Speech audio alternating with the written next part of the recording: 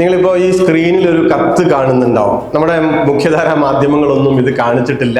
അവരുടെ കയ്യിലില്ല എന്നിട്ടല്ല, അവർ കാണിക്കില്ല. ഈ കത്തൊന്ന് ശ്രദ്ധിക്കണം കേട്ടോ. പ്രിയപ്പെട്ട നമ്മുടെ നാട്ടിലെ ആശാ വർക്കർമാരും അവരുടെ SUCI നേതൃത്വം കൊടുക്കുന്ന സമരത്തെ ന്യായീകരിക്കുന്നവരുമൊക്കെ ഈ കത്തൊന്ന് നോക്കണേ.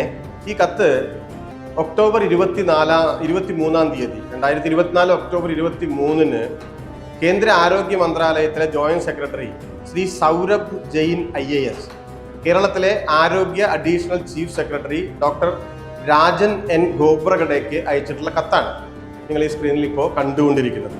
എന്താണ് കത്തിലെ ഉള്ളടക്കം? 2023-24 സാമ്പത്തിക വർഷത്തിൽ NHMന്റെ വിഹിതമായി കേരളത്തിന് നൽകാനുള്ള പണം ലാപ്സ് ആയിപ്പോയി. അതുകൊണ്ട് അത് നിങ്ങൾക്ക് തരാൻ പറ്റില്ല. ഇതാണ് കത്തിന്റെ ഉള്ളടക്കം. ഞാൻ ചോദിക്കുകയാണ്, കഴിഞ്ഞ 23-24 സാമ്പത്തിക വർഷത്തിൽ കേന്ദ്ര സർക്കാർ കേരളത്തിന് NHMന്റെ വിഹിതത്തിൽ നൽകാനുള്ള പണം നൽകിയിട്ടില്ല എന്നാണല്ലോ ഇത്. കാരണം എന്താവട്ടെ, അതിലേക്ക് വരാം. അതാണല്ലോ കത്തിന്റെ ഉള്ളടക്കം. ഈ വിവരം നമ്മുടെ നാട്ടിൽ എത്ര ആളുകൾ അറിഞ്ഞിട്ടുണ്ട്? എത്ര മാധ്യമങ്ങൾ നമ്മളോട് പറഞ്ഞിട്ടുണ്ട്? എത്ര ആശാ വർക്കർമാർ ഇത് അറിഞ്ഞിട്ടുണ്ട്? എന്തുകൊണ്ടാണ് പണം തരാത്തത്? അതിൽ കാരണം പറയുന്നുണ്ട്. നിങ്ങൾ NHM ശുപാർശ ചെയ്യുന്ന അല്ലെങ്കിൽ നിഷ്കർഷിക്കുന്ന ബ്രാൻഡിങ് പൂർത്തിയാക്കിയിട്ടില്ല എന്നാണ്. അതെന്താണ് ബ്രാൻഡിങ്? ഈ കേന്ദ്രാവിഷ്കൃത പദ്ധതികൾ കേന്ദ്രവും സംസ്ഥാനങ്ങളുമാണല്ലോ.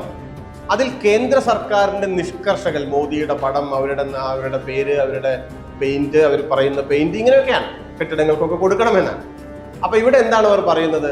ആയുഷ്മാൻ ആരോഗ്യ മന്ദിർ എന്ന് പേര് മാറ്റണം, അതിന്റെ പെയിന്റിന്റെ കളറൊക്കെ മാറ്റണം. എന്തിന്റെ? നമ്മുടെ പ്രാഥമിക ആരോഗ്യ കേന്ദ്രത്തിന്റെ. നമ്മുടെ പേര് നോക്കുക, എത്ര നല്ല പേരാണ്, പ്രാഥമിക ആരോഗ്യ കേന്ദ്രം. അത് മാറ്റണമെന്നാണ്.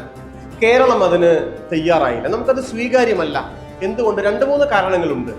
ഒന്ന്, കേരളത്തിന്റെ വാർഷിക ആരോഗ്യ ബഡ്ജറ്റ് 12,000 കോടിയോളം രൂപയാണ് ഏകദേശം. അതിലൊരു 7-8% NHMന്റെ വിഹിതം. NHM തന്നെ അതിൽ 40% അതാത് സംസ്ഥാനങ്ങളുടെയാണ്. ഈ ഒരു നാമമാത്രമായ സംഖ്യ തന്ന് സംഘപരിവാറിന്റെ ഒരു രാഷ്ട്രീയം ഒളിച്ചു കടത്തുന്ന മട്ടിലുള്ള കാര്യങ്ങൾ പറ്റില്ല എന്ന് നമ്മൾ പറഞ്ഞു. രണ്ടാമത്തെ കാര്യം, ആയുഷ്മാൻ ആരോഗ്യ മന്ദിർ. ഇതൊന്നും നമുക്ക് പരിചിതമായ കാര്യങ്ങളല്ല. ഈ പേരുകളൊന്നും നമ്മുടെ ഒരു രീതിയുമായി, സ്വഭാവവുമായി ചേർന്ന് പോകുന്നതല്ല. അതുകൊണ്ട് പറ്റില്ല എന്ന് നമ്മൾ ഇത് പറഞ്ഞു. വീട് കൊടുക്കുന്നിടത്തും ഇതുപോലെ തന്നെയാണ്. PMAY 72,000 രൂപയും തന്ന് മോദിയുടെ പടം വെക്കണമെന്നാണ്. ഇവിടെ ബാക്കി 4 ലക്ഷത്തിൽ ബാക്കി കൊടുക്കുന്നത് സംസ്ഥാനങ്ങളാണ്. നമ്മൾ പറഞ്ഞു, ഇത് അവരുടെ വീടാണ്, ആ ജനങ്ങളുടെ.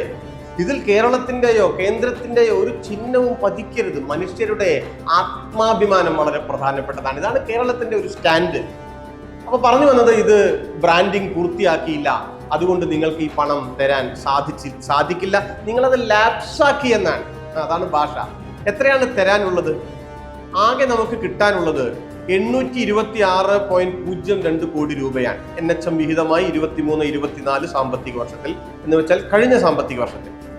നമ്മുടെ ആരോഗ്യമന്ത്രി ശ്രീമതി വീണ ജോർജ് നിയമസഭയിൽ ഇത് പറഞ്ഞു കൃത്യമായി. മാധ്യമങ്ങൾ അതിനെ കാര്യമാക്കിയില്ല. 189.14 കോടി രൂപ ഇതിൽ സാധനങ്ങളായി തന്നു. ബാക്കി തരാനുള്ളത് എത്രയാണ്? 636.88 കോടി രൂപ കഴിഞ്ഞ സാമ്പത്തിക വർഷത്തിൽ കേന്ദ്ര ഗവൺമെന്റ് NHM വിഹിതമായി കേരളത്തിന് തരാനുള്ളത് തന്നിട്ടില്ല. പ്രിയപ്പെട്ട ആശമാർ, നിങ്ങളിത് കേൾക്കുന്നുണ്ടോ? നിങ്ങളിത് അറിഞ്ഞിട്ടുണ്ടോ? നമ്മൾ ആരെങ്കിലും അറിഞ്ഞിട്ടുണ്ടോ? നമ്മുടെ മാധ്യമങ്ങൾ പറഞ്ഞിട്ടുണ്ടോ? ഇരിക്കട്ടെ, ഇത് തന്നില്ല എന്നുള്ളത് കൊണ്ട് 23-24 സാമ്പത്തിക വർഷത്തിൽ ആശമാർക്ക് ലഭിക്കാനുള്ള ഓണറേറിയം ഇൻസെന്റീവ് ലഭിക്കാതെ ഇരുന്നിട്ടുണ്ടോ? കേന്ദ്രം തന്നിട്ടില്ല, അതുകൊണ്ട് അവരുടെ വിഹിതമായ 2,000 രൂപ പിടിച്ചു ബാക്കിയാണ് ഞങ്ങൾ തരുന്നത് എന്ന് കേരള ഗവൺമെന്റ് പറഞ്ഞിട്ടുണ്ടോ? കേന്ദ്രവും കേരളവും ഒക്കെ ശത്രു രാജ്യങ്ങളൊന്നുമല്ലല്ലോ. ഇന്നല്ലെങ്കിൽ നാളെ കിട്ടും, കിട്ടണ്ടേ, തരാനുള്ളതല്ലേ എന്നു കരുതി കേരളം അത് അഡ്ജസ്റ്റ് ചെയ്ത് കൊടുത്തു. ആ പൈസ തന്നിട്ടില്ല. ഇത് നാം മനസ്സിലാക്കണം. ഇതുപോലെ പല കാര്യങ്ങളിലും കേന്ദ്ര സർക്കാർ നൽകേണ്ടുന്ന പണം തടഞ്ഞു വെക്കുന്നു, കിട്ടാനുള്ളത് കിട്ടുന്നില്ല.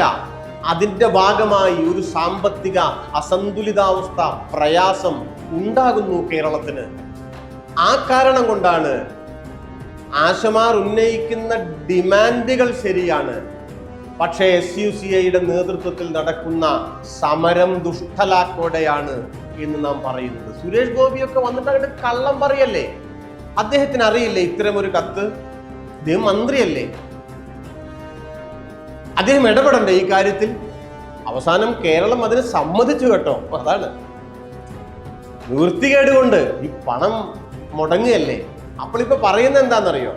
ഈ നാമമാത്രമായ സംഖ്യ തന്നിട്ട് ബ്രാൻഡിങ് പൂർത്തിയാക്കണമെന്ന് പറയുമ്പോൾ അവര് പറയുന്ന നിറം, അവര് പറയുന്ന സമയത്ത് നമ്മുടെ പ്രാഥമിക ആരോഗ്യ കേന്ദ്രങ്ങളുടെ ചുമരുകളിൽ പൂശിയില്ല എന്നൊറ്റ കാരണം കൊണ്ട് 636 കോടി രൂപ കേന്ദ്ര ഗവൺമെന്റ് തടഞ്ഞു വെച്ച വസ്തുത എന്തുകൊണ്ടാണ് SUCIക്കാർ ഉന്നയിക്കാത്തത്?